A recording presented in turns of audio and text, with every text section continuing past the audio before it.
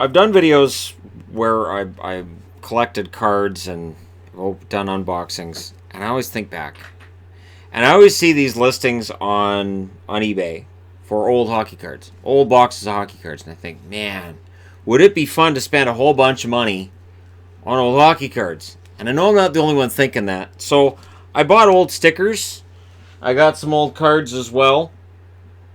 And I quickly realized, and I'm glad I got the cheap ones and did this with cheap ones. Because I had the thought at one point, like, man, wouldn't it be fun if I had like an old box of cards from like 89? Where it would be expensive, but it wouldn't be like prohibitively expensive. Do an unboxing of that. That'd be crazy, right? I forgot about something. Now, I didn't forget that O-Pee-Chee cards came with gum in the 80s. I didn't forget that. You can't forget that. When I was a kid and I would open a box of hockey cards, that smell would be in my room. That gum would be stuck in the air for like weeks. And it got to the point where I would actually wrap some of it up, and I would keep that because it was a really good air freshener, which when you're a teenage boy, it's not a bad idea. Now, I opened these packs, and immediately I went, oh, right. So what you don't realize is that over 30 years, whatever card has been touching that gum is completely destroyed. It's destroyed. And the one behind it could be destroyed as well, because you'll notice that it soaks right through. And it's not something, I realized there was gum in them. I never realized it, that it would be that bad. Like, I mean, you obviously don't think, I'm going to pop it in my mouth. And no, there is not enough money on the internet for somebody to give me that I'm going to put any of that gum in my mouth, because I don't feel like going to the hospital. Free healthcare in Canada or not, we don't have to pay for MSP premiums in BC anymore. I don't feel like testing that by having to go to the hospital today. So I'm going to open up a pack of these stickers from 89. Now, the thing is, I've also got a box from 87 that I was really kind of excited about, because it could have a Brett Hull rookie sticker in it, which might be worth a couple of bucks. Not a lot. But still, right? Yeah, it's fun. So the first thing you'll notice, oh God, this one's even worse. So the gum is stuck to it. You'll notice that the juices, the contamination has spread. This is something you would see in Resident Evil. This is not something you should see in a pack of cards.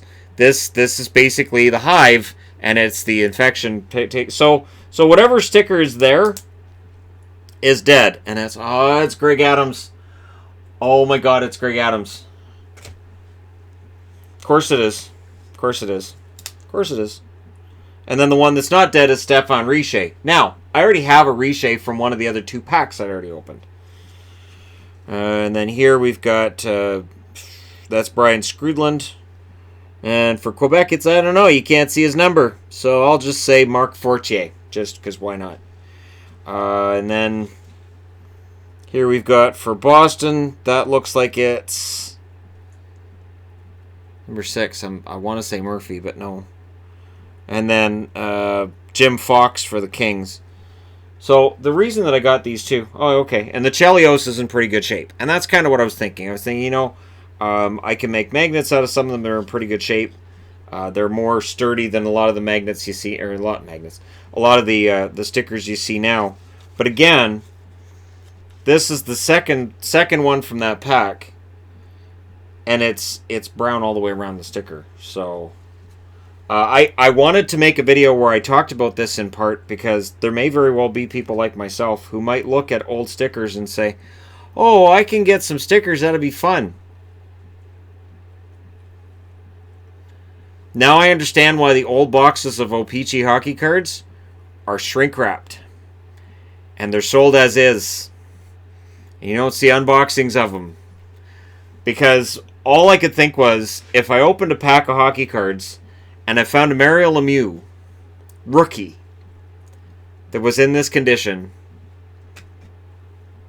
that'd be it for me as a hockey fan right there. I'm kidding, obviously. But just as a collector, that might be enough. I mean, that is not salvageable. And it's Greg Adams. Of course it is. Of course it's Greg Adams. So, Again, I'm doing this kind of as a public service. And also is just sort of one of those videos that every now and then I'll do where I cobble together things I've been talking about and thinking about lately. The 2 sets of pucks that I have, the one that I did the power rankings with that didn't work out, I've got various ideas of how to display those pucks.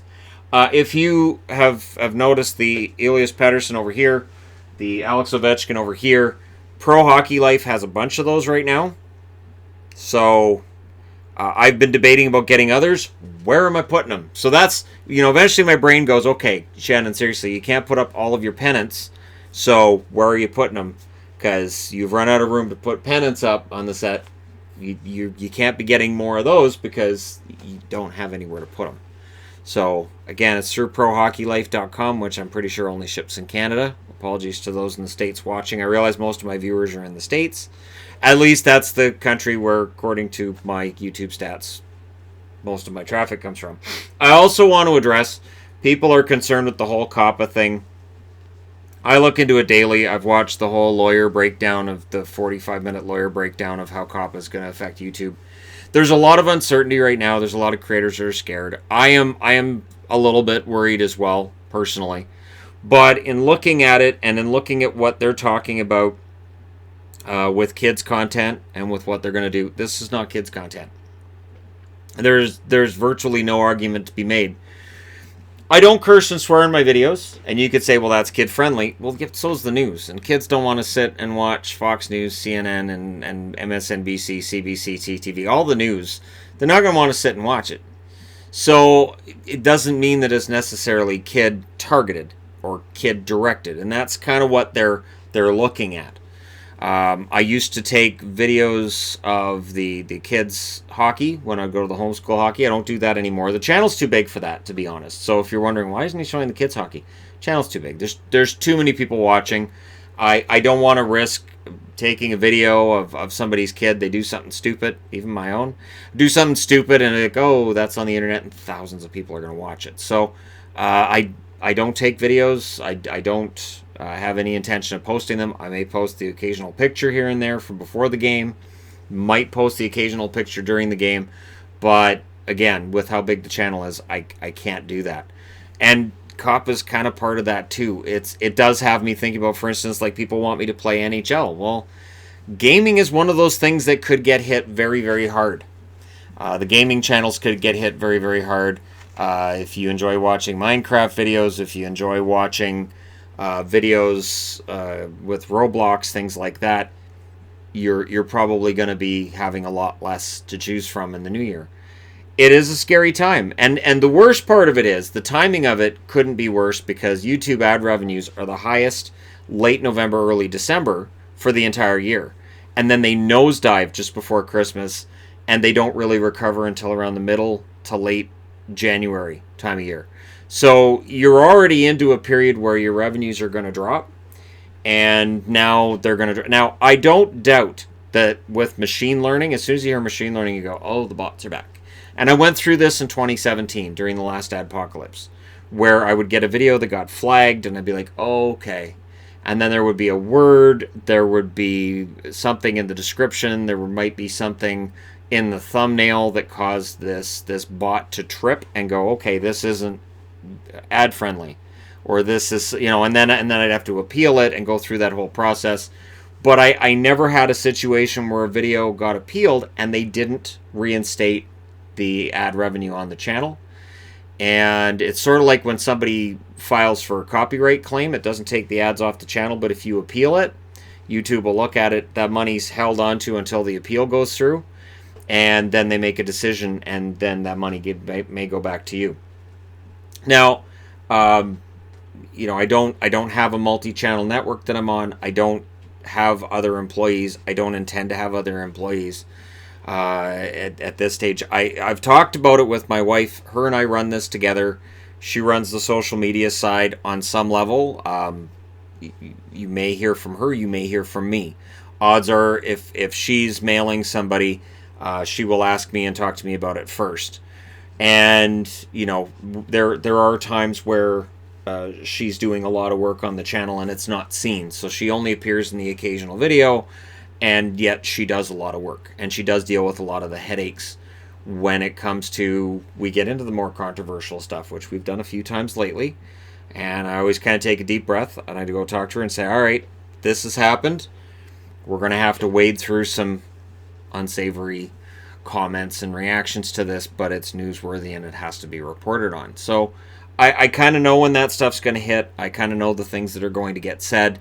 There are days where, it can get to be a little bit much, where I'm like, holy crap. It's sort of one of those things where and YouTube has rolled this out. I opted into this a long time ago, where you could opt in where it would automatically hold certain comments.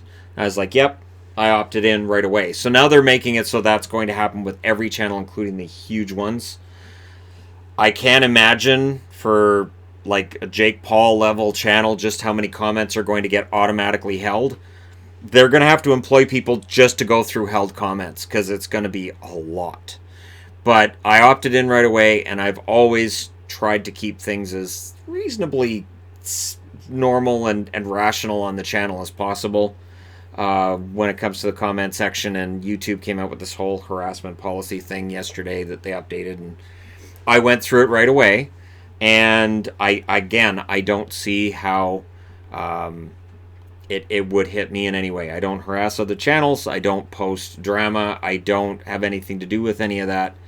The closest I even came was the thing with Keemstar on my second channel, The Entertainment Guy, which was just weird. And people are going to be like, wait, Shannon and Keemstar? Yeah, we're not going to be on each other's Christmas card list. That's not going to happen. But that wasn't even a drama thing. That was just me saying, what are you doing? And he showed up on my channel and kind of tried to tell me off. And I was like, really?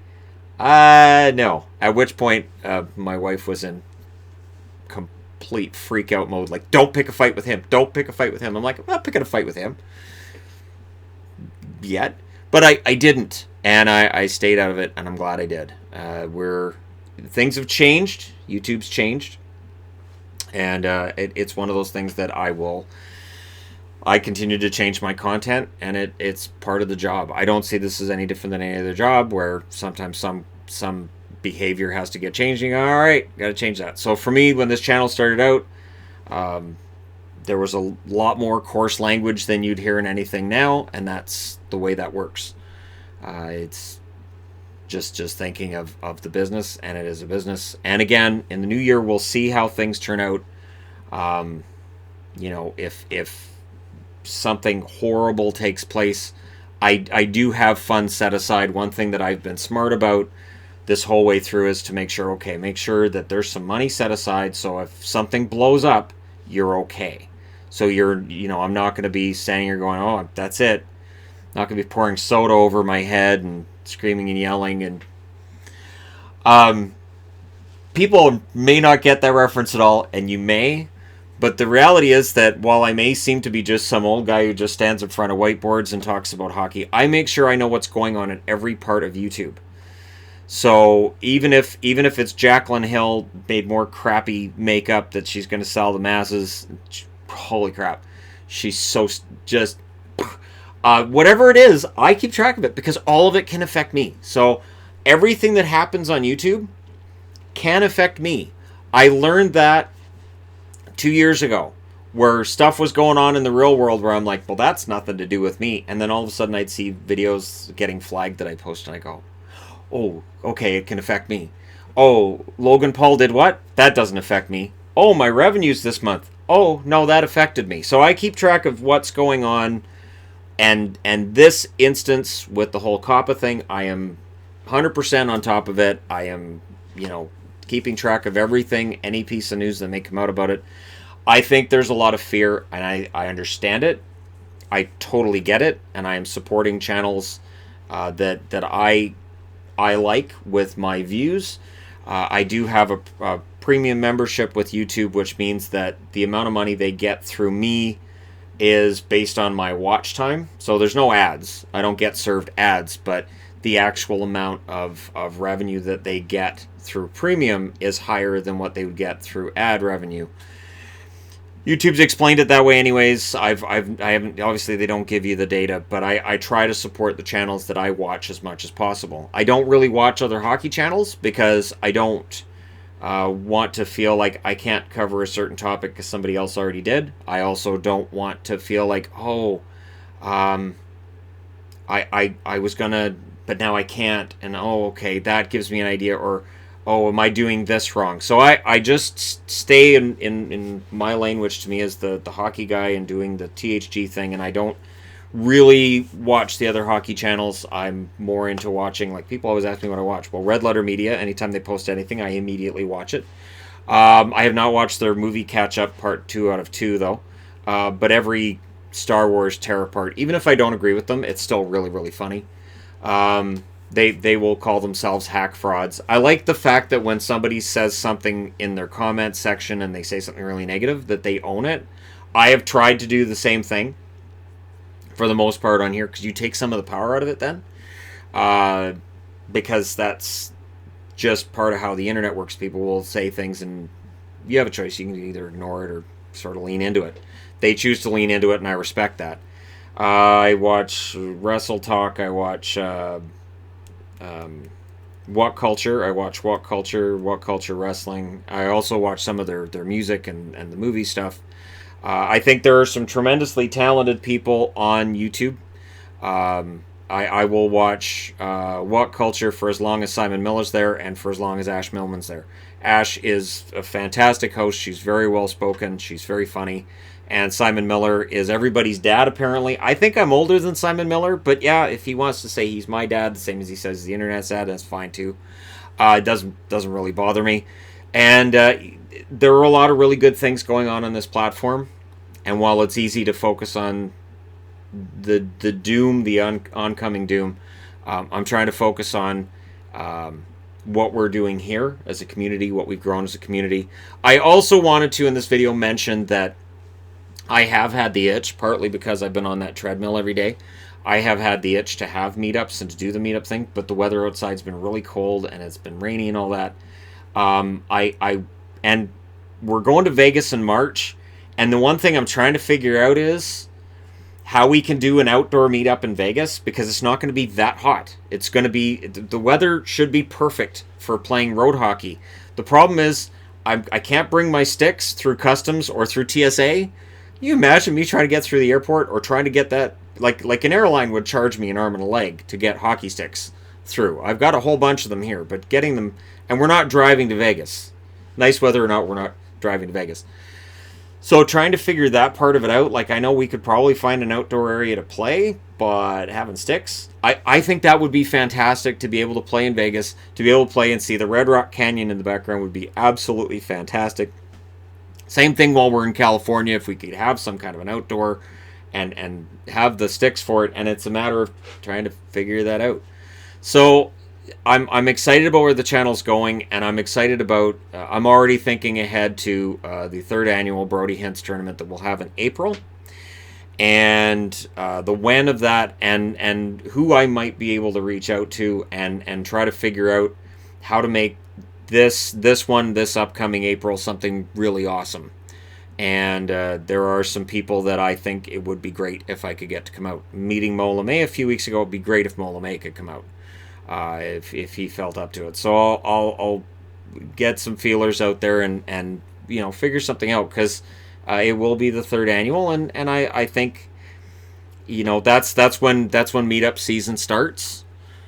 And the other itch that I've had, I guess, coaching kids hockey and just being out on the ice and slapping pucks around. I'm like, Shannon, you got to figure something out. Like, I don't want to have an ice hockey meetup where people can get hurt and where people who can't skate aren't going to show up. And that's fine. That's why we have the road hockey, floor hockey thing. But I got to figure something out, because it's fun being out on the ice and slapping pucks around, and it is a lot of fun. So I wanna do that, but again, it's a matter of then it's like, okay, now Shannon, now you got to find a whole bunch of hockey equipment that fits you, and then all these wonderful jerseys you have are great. The ones that are fitting you, they won't fit over all the equipment, so you're gonna have to get, like, it's just, yeah. million things going through my head right now, but I'm excited about the future of the channel. The channel's been stuck on 128,000 subscribers due to the purge they did of dead accounts. If not, we'd already be at 129,000. So if anybody's worried that the channel's stuck on the same number for a while, that's what it is. Anyways, there you go. So if you're a collector, stay away from old stuff that might have gum in it. And thank you guys so much for watching. Again, I've mentioned this before. During the Christmas season, we will be doing a live stream on Christmas Day. We've done that the last 2 years. We'll do that again this year. It's going to be kind of crazy here on Christmas Day. There may be a lot of people. I may just set the camera up and just start doing the live stream with everybody here and all the mayhem that may be going on. Because, sure, get that much family into the same room, what could possibly go wrong? Christmas Vacation shows you everything always works out great. And then I also wanted to mention, for people who check out the description below the video, it's got the American address for mailing things to yours truly if you feel so inclined. The Canadian address is there as well. The American address is a 1-hour drive to get to. It was the closest. We can't get an American post office box on the border. Sumas would be perfect, but you have to have an American address, and we don't have an American address in order to get. Now, that's been grandfathered in. That's a new thing, so it's something that didn't exist until, I think, the last year and a half they brought that in. Such a pain. But that's why our mailbox is like an hour away, because that was the mailbox that my wife already had her name on, so she didn't have to produce a bunch of documents because she already had that post office box. She was grandfathered in that way. The post office for here is like a 10-minute drive, maybe. So it's much easier to get there. And so again, just as a consideration. But if you're in the States and you're mailing things, mailing to Canada is expensive, and I totally understand mailing it in the U.S. That's why we have the U.S. Post Office box, because it is expensive to get things shipped to Canada. For instance, with full moon jerseys, there have been ones that are like $30-$35 to get shipped to Canada. It depends on the jersey. And in the States, it's like $5. And I'm like, oh, okay. All right, well, I guess that adds another trip to the American side of things to go get mail, because it's just prohibitively expensive. I hope everybody has a wonderful holiday season, and if you don't observe the holiday season, that's fine. There'll be videos here the whole way through. If it's not a great time for you, and if you are upset during the holidays, I get it. In the years before I met Yvonne and before her and I were together, I hated Christmas. I didn't have a tree up for the last 2 years before I met her. I wanted it to go away. I would go for Christmas dinner somewhere, but I really did not enjoy the season. It reminded me of too many things I didn't want to be reminded of. So that's why we have the live stream on Christmas Day, and that's why I am, always very outspoken at this time of year about, hey, if it's not a great time for you, I get it. And every commercial tells you how happy everybody is. Now, everybody's getting presents, and in some cases, you may not have money, you may not have means, and you might be just sitting there saying, Christmas sucks because it's reminding me what I don't have. It's bad for that. The one thing too is Yvonne's kind of upset because I've got all this. I've bought her some stuff she doesn't know about, and so I've got all these presents kind of hidden around the house, and she hasn't been able to buy me stuff because I buy myself things, right? She's like, you've got what you need, and it's true. We're at a stage where I've said before my collection of jerseys is done. It really kind of sort of is. Other than new ones coming out, there isn't really a whole lot when it comes to old jerseys that I need, that I want. And need is the big thing. Like, I don't really need any of them. And I have almost every jersey worn by most teams. It's really awesome. In the new year, I'm going to be doing a series where I go through jersey histories of each team. And I think it's much better that I have them and that I can show them and I can show the differences, especially when you get into the differences between CCM, Coho, Pro Player, Adidas, Reebok, everybody who's made them. That's really kind of the fun part too. So stay tuned. Thank you guys so much for all your support. I'm going to go over to the Patreon tab as well and thank Devin Brown, Forrest Dagg as well for their support.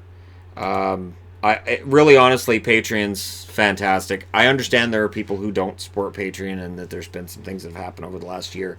But there isn't really another platform out there that does it as well. It's sort of like when people say, well, if you put videos on this site or you did it over here, that then divides my time, and in terms of visibility, in terms of just people typing things into Google and, oh, my name comes up. There you go. My videos come up.